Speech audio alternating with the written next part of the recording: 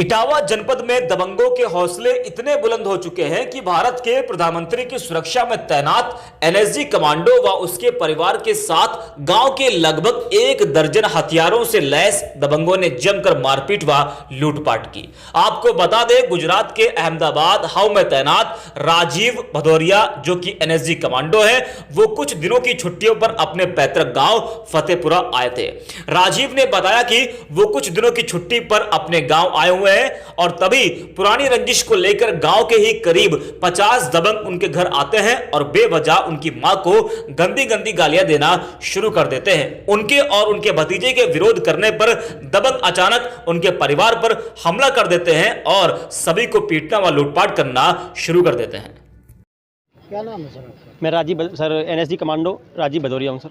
क्या मामला है आपका? मामला मेरा है सर, मैं ग्राम फतेहपुरा थाना बकेवर का रहने वाला हूँ। मेरे को सर आए दिन गांव में निकलते गाली दी जाती है, क्योंकि मैं गांव में मेरे घर में 4 से 5 लोग हैं जो अपराधी, उसके 50 से 60 लोग हैं। लेकिन सर ये नहीं है कि अगर कोई गाँव में कमज़ोर है या जिसके परिवार में कम लोग, उसकी माँ को गाली दोगे। मेरी माँ ने क्या बिगाड़ा है?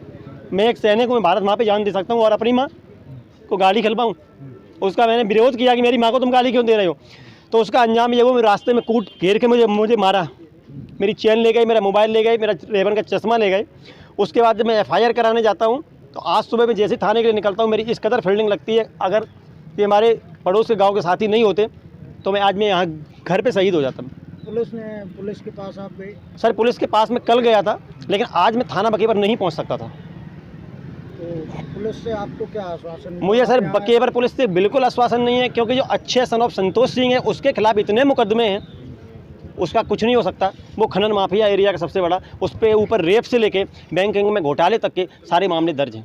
आप किस गांव से? मैं सर उसी गांव से हूँ सर। क्या नाम है गांव? गांव का फतेहपुरा। आज आपने किस अधिकारी को ज्ञापन दिया? मैं सर आज कप्तान साहब से मिलने आया हूँ और मुझे उम्मीद है कि कप्तान साहब से पहले नहीं मिलूँगा, क्योंकि मैं बकेवर थाने में अगर जाऊँगा मेरे साथ इंसाफ नहीं होगा। तो कप्तान साहब का मोबाइल नंबर है, आपने संपर्क करने की कोशिश की? अभी कप्तान साहब मीटिंग में हैं, ठीक है। उसके बाद मुझे बताया गया कप्तान साहब आपसे मिलेंगे और देखो उनका इंतजार कर रहा है, फिर क्या होता है। आप बता रहे थे और किसके साथ मारपीट हुई है?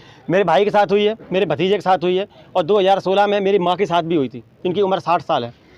मेरी माँ अभी रेजेंसी हॉस्पिटल में 10 दिन एडमिट रही हैं, जिनको हर्पीस नाम की बीमारी हुई। आज भी वो चारपाई पे लेटी हुई है, बीपी के पेशेंट है। अगर मैं उनको ये बता दूँ ये लड़ाई हो गई तो शायद वो शाम ना पकड़े। मेरे पिताजी एक्सपायर हो चुके हैं, गाँव में मेरा अकेला घर है सर। आप कब लगे थे? मैं 2011 में भर्ती हुआ हूँ और एनएसजी में मेरा सिलेक्शन 2019 में हुआ है।